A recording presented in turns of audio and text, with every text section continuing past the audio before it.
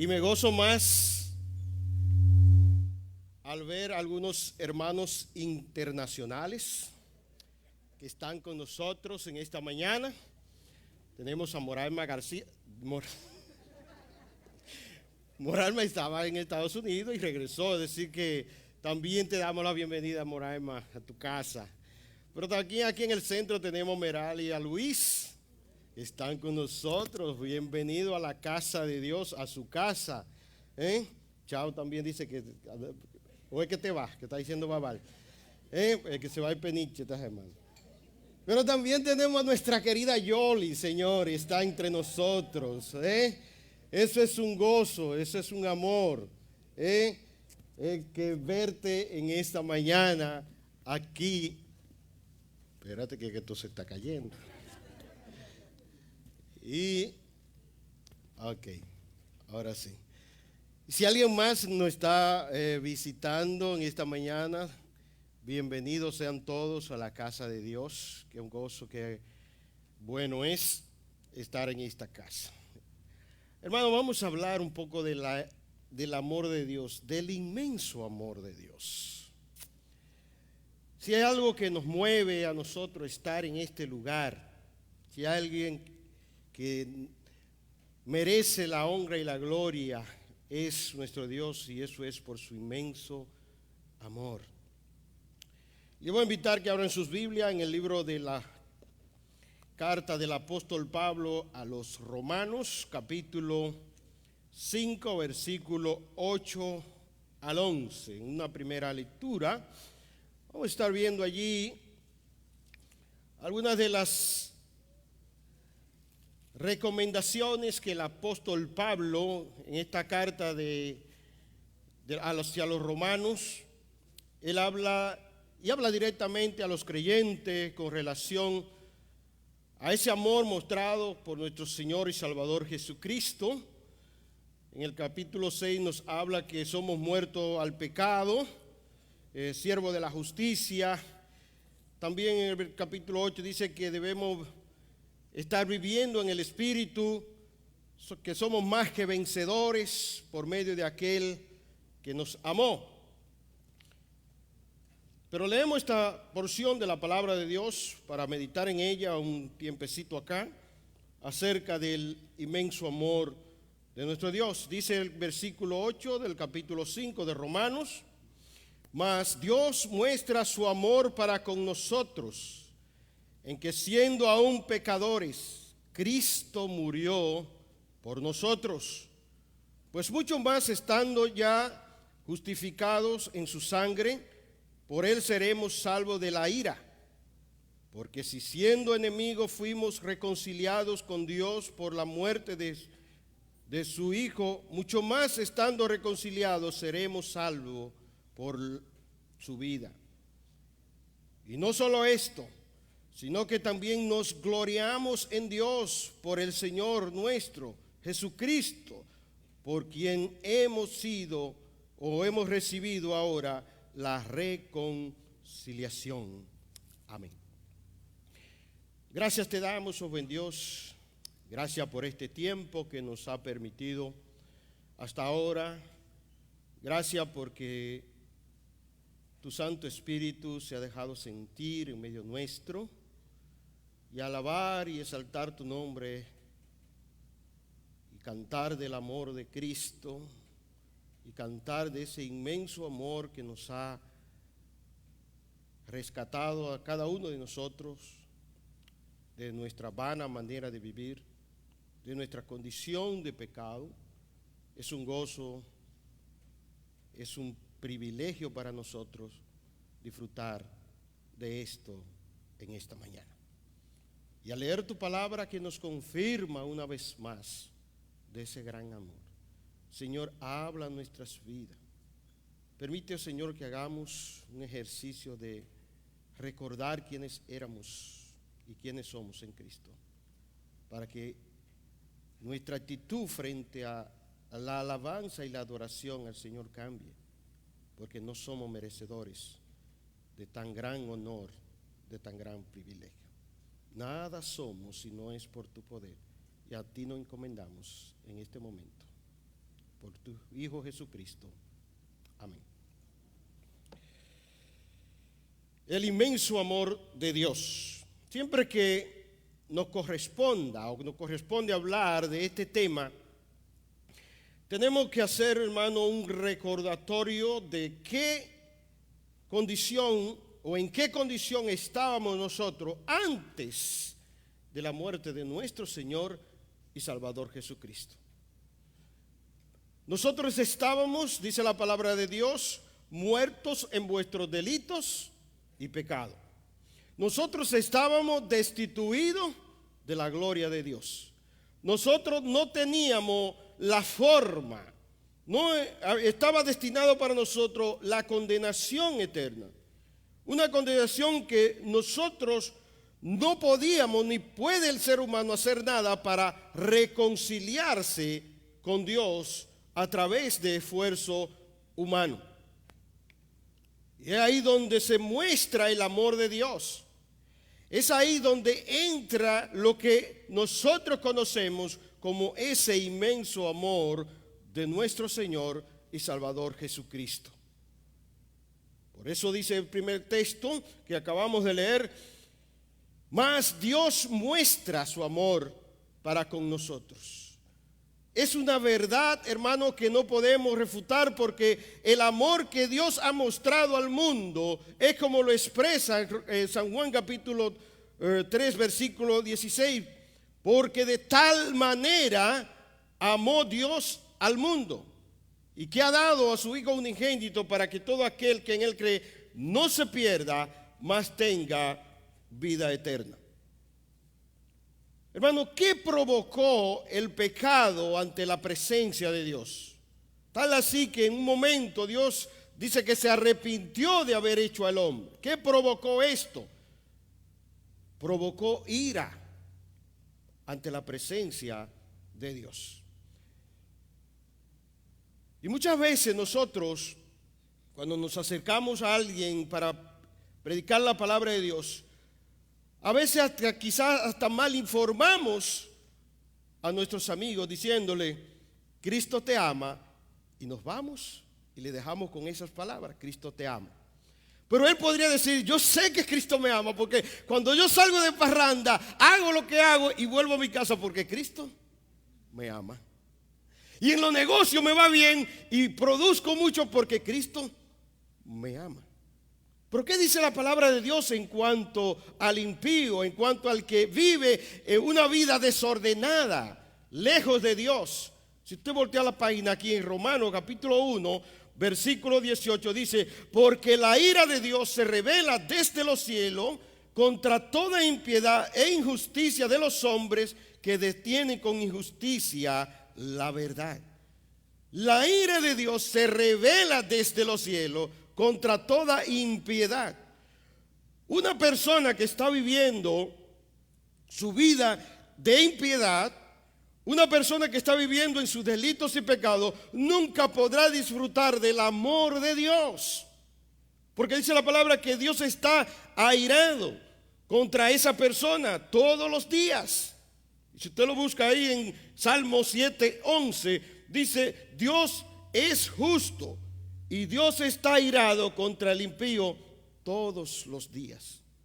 Está airado contra el impío todos los días. Y el versículo 12 dice: si no se arrepiente, Él, refiriéndose a Cristo, a Dios, afilará su espada, armado tiene su arco y lo ha preparado. Hermano, Cristo ama al pecador. Aquel que se acerca a Él, aquel que muestra una actitud de humildad ante Dios, Él no le echa fuera. Pero aquel que vive en la impiedad, aquel que vive en sus delitos y pecados, dice que la ira de Dios está constantemente, todos los días, a Él. Por eso San Juan capítulo 9, versículo 31 dice: y sabemos que Dios no escucha o oye al pecador, pero si alguno teme a Dios y hace su voluntad, a ese Él oye. Entonces, hermano, cuando nos acercamos a alguien para presentarle a Cristo, y si alguien en esta mañana está aquí que necesita a Cristo, Cristo te ama en la medida en que tú respondas a ese amor que Él ha mostrado para ti y para mí. Pero si vives tu vida y tú continúas en esa vida de pecado, te acarrea perdición, porque dice la palabra de Dios que no hay condenación para los que están en Cristo Jesús. Los que no andan conforme a la carne, sino conforme al Espíritu. Si no se arrepiente, dice, Él afilará su espada, armado tiene su arco y lo ha preparado. Pero déjeme decirte, hermanos queridos, no tiene esto parte en el creyente. Porque ¿qué dice el versículo 9 de la porción que leímos como base? Dice, pues mucho más, estando ya justificado en su sangre, por Él seremos salvos de la ira. ¿Qué dice Romanos 1:18? Que Dios se revela contra toda impiedad. Y el salmista dice que la ira de Dios está sobre los hijos de desobediencia todos los días. Pero nosotros, hermanos, que hemos respondido al llamado de Dios, que hemos hecho parte de ese amor de Dios hacia nosotros, dice Pablo escribiendo en esta carta, pues mucho más, estando ya justificado en su sangre, por Él seremos salvos de la ira que ahora está en los hijos de desobediencia. Y dice John MacArthur, escribiendo y comentando este texto, diciendo que Cristo soportó la plenitud de la furia y la ira de Dios en el lugar que correspondía al pecador, y agrega él, al pecador que cree, porque por eso no queda ira alguna para los creyentes. Hermano, no hay ira para los creyentes, porque Cristo sufrió en carne propia en la cruz del Calvario la furia, el impacto de la ira de Dios por lo que habían de creer en Él. Y es por eso que tenemos que decir que ese amor de Dios es un inmenso amor que nos ha alcanzado a cada uno de nosotros. Hermano, lo que nos espera a nosotros es el eminente regreso de nuestro Salvador para estar para siempre con Él, dice la palabra de Dios. Primera Tesalonicenses 1:10 dice, y espera desde los cielos a su Hijo, el cual Jesucristo, o más bien el cual resucitó de los muertos a Jesús, quien nos libra de la ira venidera. Quien nos libra de la ira venidera. Algunos piensan que ese texto y esa frase, eso que se menciona ahí de la ira venidera, se refiere a dos acontecimientos futuros, un acontecimiento temporal y un acontecimiento eterno de la ira de Dios. El acontecimiento temporal es lo que el apóstol Juan, escribiendo en el Apocalipsis, capítulo 6, versículos 16 y 17, donde el impacto de la ira de Dios será tan grande que dice que desearán o dirán a los montes y a las peñas, cae sobre nosotros y escóndenos del rostro del que está sentado sobre el trono y de la ira del Cordero. Personas que buscarán la muerte y no la hallarán, que preferirán que cayera sobre ellos peñas, que cayera sobre ellos montes. Dice, y escóndenos del que está sentado en el trono y de la ira del Cordero. Y el mismo versículo, y más adelante, el versículo 17 del capítulo 6 de Apocalipsis, dice, porque el gran día de la ira ha llegado, ¿quién podrá sostenerse de pie? Son acontecimientos que sucederán en el futuro. El apóstol Juan, escribiendo, hablaba de esto. También en el Apocalipsis capítulo 19, versículo 15, dice, y de su boca sale una espada aguda para herir con ella a las naciones, con vara de hierro, y él pisa el lagar del vino del furor y la ira del Dios Todopoderoso. Y hermano, el texto dice que nuestro Dios nos ha librado de la ira venidera. Pero también hay otra ira venidera, que esta se menciona en San Juan capítulo 3, versículo 36. Dice: el que cree en el Hijo de Dios tiene la vida eterna, pero el que no rehúsa creer en el Cristo no verá la vida, sino que la ira de Dios está sobre él. Pero déjeme decirte, hermano, que sea refiriéndose a la ira temporal de Apocalipsis, o sea refiriéndose a la ira eterna, donde el maligno va al infierno, al fuego eterno, nosotros los creyentes estamos librados de esto por el amor de Dios, porque hemos respondido a ese amor. Somos salvos por la gracia y la misericordia de Dios. Y es decir, que nosotros no tenemos ninguna preocupación por estas cosas, porque estas cosas no es para los creyentes, sino para aquellos que han rechazado a Cristo Jesús. Hermano, Cristo en su muerte nos demostró amor. En su muerte nos justificó.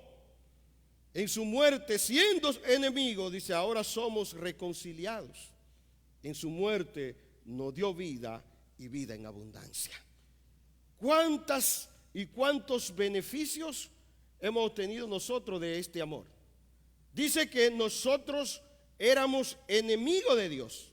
Y en una de la porción o uno de los cantos se mencionó esta parte, que siendo enemigos ahora somos reconciliados con Dios. ¿Y qué produjo esa enemistad de Dios y el hombre? Obviamente que el pecado, como dice un coro de la Evi que cantábamos a veces, el pecado todo lo arruinó. Lo arruinó todo. Yo recuerdo que en un campamento que nos tocó trabajar con niños, hablábamos del pecado, de la entrada del pecado y cómo el hombre desobedeció a Dios, y que desde ese mismo momento que el hombre pecó, se produjo una separación entre Dios y el hombre, y que se introdujo la muerte. Y hay un jovencito, un niño, que entendió el mensaje y suspiró como un poco airado. Dice: ¿por qué sería que Adán y Eva pecaron? Hoy nosotros no tuviéramos esa situación de que un día nos vamos a morir. ¿Por qué? Porque eso fue lo que produjo el pecado en la vida del ser humano. Pero a partir del versículo 12 del capítulo 5, el apóstol Pablo hace un paralelismo entre Adán y Cristo.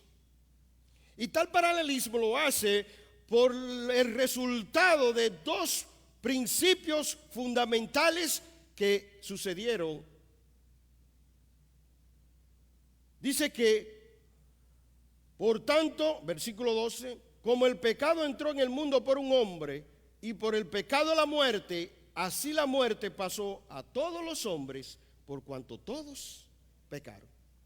A veces uno se pone a imaginar cómo, porque no sé, los médicos tienen más conocimiento de esto, cómo cuando alguien toma una sustancia venenosa para toman algunas decisiones erradas, cómo esa sustancia va calando en el torrente sanguíneo y va inutilizando a la persona hasta quedar inmóvil. ¿Qué dice el texto con relación al pecado? Dice que el pecado entró en el mundo por un hombre. Y usted puede decir: ¿por cuánto tiempo hace de eso? Refiriéndose a Adán, que fue el primer hombre junto a su mujer que pecó. El pecado entró en el mundo por un hombre. Y así dice, pasó a todos los hombres. ¿Y eso por qué? Porque, hermano, nosotros no somos descendientes de Cristo. Nosotros descendemos de Adán, porque tenemos una naturaleza pecaminosa. Tenemos una naturaleza en la cual nacemos. Una naturaleza que dice el apóstol que no se arrepiente ni tampoco puede.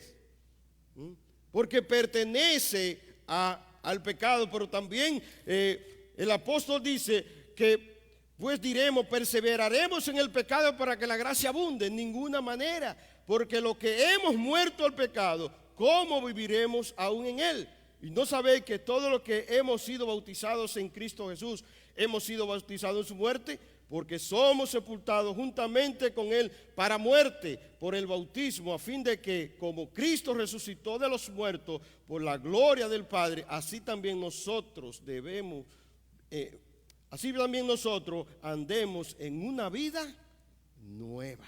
Nosotros descendemos de Adán, descendemos de esa naturaleza pecaminosa, pero dice el versículo 18 del mismo capítulo 5, 18 y 19, así como por la transgresión de uno vino la condenación a todos los hombres, de la misma manera por la justicia de uno vino a todos los hombres la justificación. Aquí está el paralelismo que se menciona de Adán y Cristo. Porque, versículo 19, porque así como por la desobediencia de un hombre los muchos fueron constituidos pecadores, así también por la obediencia de uno los muchos serán constituidos justos. Hermano, el pecado entró al mundo por un hombre, pero también la justificación del hombre vino a través de un hombre, llamado el Cristo que nos salva. Y Filipenses capítulo 2 versículo 8 nos dice: y estando en la condición de hombre, se humilló a sí mismo, haciéndose obediente hasta la muerte, y muerte de cruz. Haciéndose obediente hasta la muerte, y muerte de cruz. Y me llama mucho la atención porque el apóstol subraya lo que se denomina muerte de cruz. Y no es más porque al hacer esta aclaración, la cruz estaba destinada para los malhechores. La cruz estaba destinada para aquellos que eran desechados de la sociedad. Incluso la palabra de Dios dice que maldito sea todo aquel que es colgado en un madero. Era una muerte horrenda, una muerte vergonzosa también. Y Cristo tuvo que padecer eso, hermanos. Y Cristo tuvo que ir a ese lugar. Pero dice Isaías que Él sufrió nuestros dolores.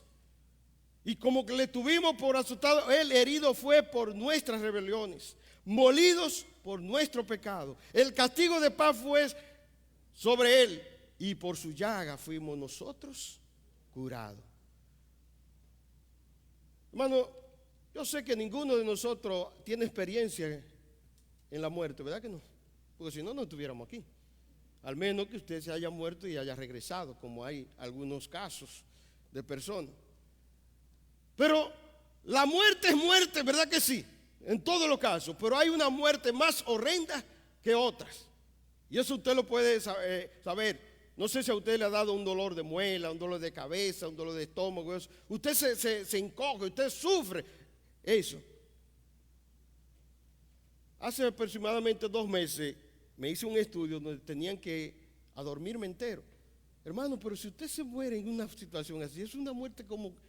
Usted no va a sentir nada en eso. A mí me pusieron por el suero una dosis de anestesia, y cuando yo desperté ya el estudio estaba hecho, todo. Yo tenía mi ropa pues y todo. Y yo decía, pero mire.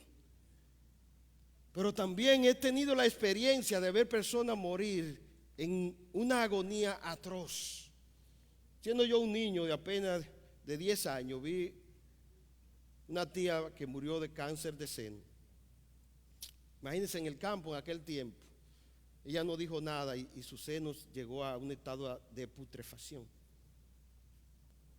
Y recuerdo eso porque nunca se me ha olvidado. Cuando esos dolores venían, ella se retorcía en la cama y crujía los dientes que usted podía escucharlo alrededor del dolor tan grande. Y ya no bastaban los medicamentos controlados que venden para ese tipo de cosas. Y yo decía, pero ¿cómo es posible que una persona pueda sufrir en su carne propia el embate de un dolor tan grande?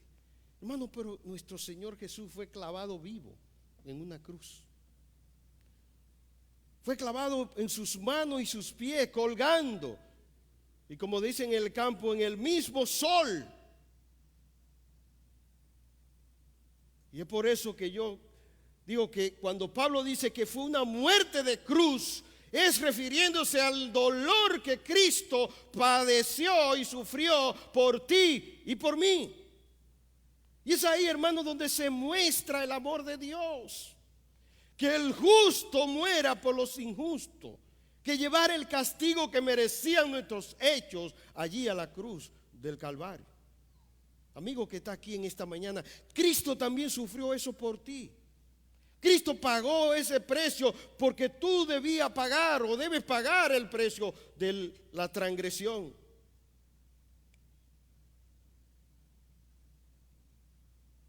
Cristo fue clavado en una cruz. Eso se llama amor.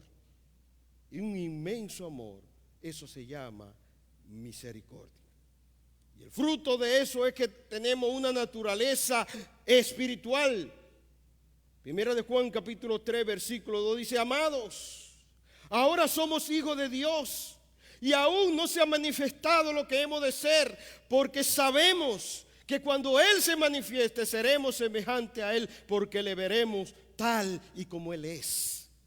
Yo decía que nosotros descendemos ¿de quién?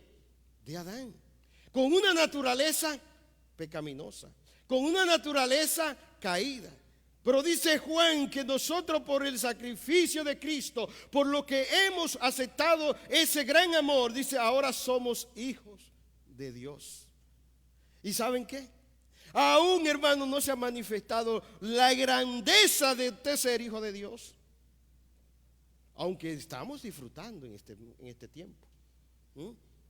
Estamos disfrutando en este tiempo. Porque Él te dijo, no te ruego que lo quites del mundo, pero que lo guardes del mal, porque somos sus hijos, ¿verdad que sí? Y cada vez que somos librados de una situación peligrosa, es porque Él ama a sus hijos. Y aún, hermano, no se ha manifestado. No sé si usted ha pensado en eso. No sé si usted ha pensado en que aún no se ha manifestado en la totalidad lo que nosotros somos por ser hijo de Dios. ¿Y sabe qué hace el que tiene esta esperanza? Dice, en Él se purifica todos los días. Hermano, esa debe ser nuestra respuesta. O esa debe ser la actitud del creyente, purificarse todos los días para amar y agradar a aquel que los salvó, aquel que los llamó de la tiniebla a su luz admirable. Y el apóstol lo dice allí en Gálatas capítulo 2 versículo 20, dice, con Cristo estoy juntamente crucificado. Y ya no vivo yo, mas vive Cristo en mí. Y lo que ahora vivo en la carne, lo vivo en la fe del Hijo de Dios, el cual me amó y se entregó a sí mismo por mí. Hermanos, ¿cómo estamos viviendo nuestras vidas? ¿Cómo estamos respondiendo nosotros al llamado de Dios? ¿Estamos viviendo una vida que le agrada a Dios? ¿Cómo respondemos a ese amor? ¿Cómo respondemos nosotros a aquel que se despojó a sí mismo y tomó forma de siervo? Dice la palabra de Dios, y estando en una condición de hombre, se humilló hasta lo sumo, siendo obediente hasta la muerte y muerte de cruz. ¿Cómo respondemos nosotros a ese amor? ¿Estamos siendo nosotros sal y luz? En un mundo que hoy necesita de hombres y mujeres que profesen la fe cristiana, que profesen a Cristo en su vida. ¿O nos estamos acomodando al mundo? No améis al mundo, dice la palabra de Dios, ni las cosas que están en el mundo. Porque el que hace la voluntad del Padre permanece para siempre. Permanece para siempre. Entonces la pregunta que se cae es, ¿cómo respondo yo a esa muestra de amor? Versículo 11 de nuestro texto que hemos tenido como base en esta mañana. Dice, y no solo esto, sino que también nos gloriamos en Dios por el Señor nuestro Jesucristo, por quien hemos recibido ahora la reconciliación. nos gloriamos. ¿Pero en quién? En Cristo. Nos gloriamos en lo que Él hizo por nosotros. Porque la gloria es de Dios, no nuestra. Usted puede ser bendecido con tantas cosas, pero la gloria es de Dios, hermano. Y el apóstol Pablo también escribiendo, digo, lejos esté de mí gloriarme, sino en la cruz de Cristo. Y lo está diciendo un hombre que fue perseguidor de la iglesia. Un hombre que tenía mucho que agradecer a Dios, pero él no se daba la gloria. La gloria es de Dios, porque Él merece toda la gloria y toda la honra. La gloria es de Él, la gloria sea dada al buen Salvador. Grande es su amor. Grande, esto es como un misterio, hermano. Que usted estando destinado a la condenación, alguien apareciera y dijera, yo voy a morir por Él. Yo voy a morir por pecadores. Por pecadores que no merecían.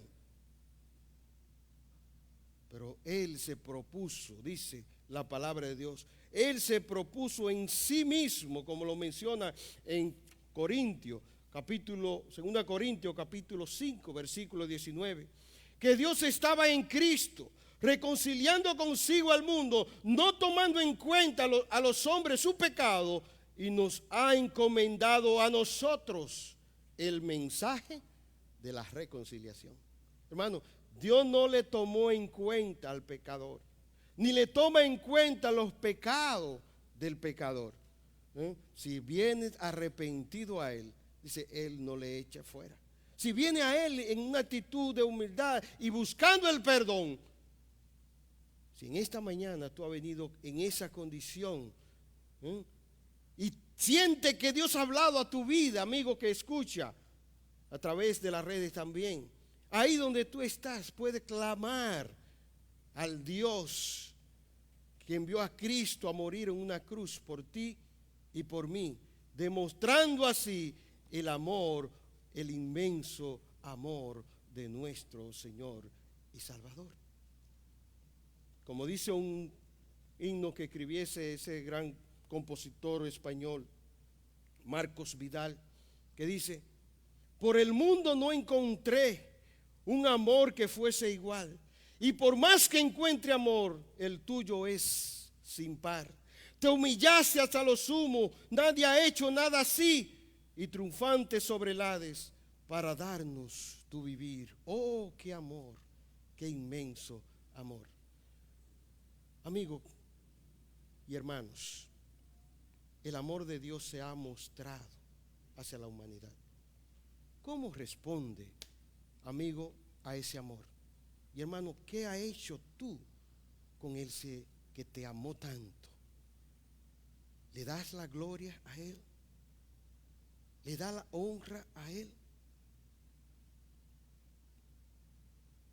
Voy a invitar a mi hija Yaceli para que interprete esta alabanza que acabo de citar y meditar nosotros en esta mañana acerca del inmenso amor de nuestro Salvador que se mostró a cada uno de nosotros. Que el Señor nos bendiga, mis hermanos.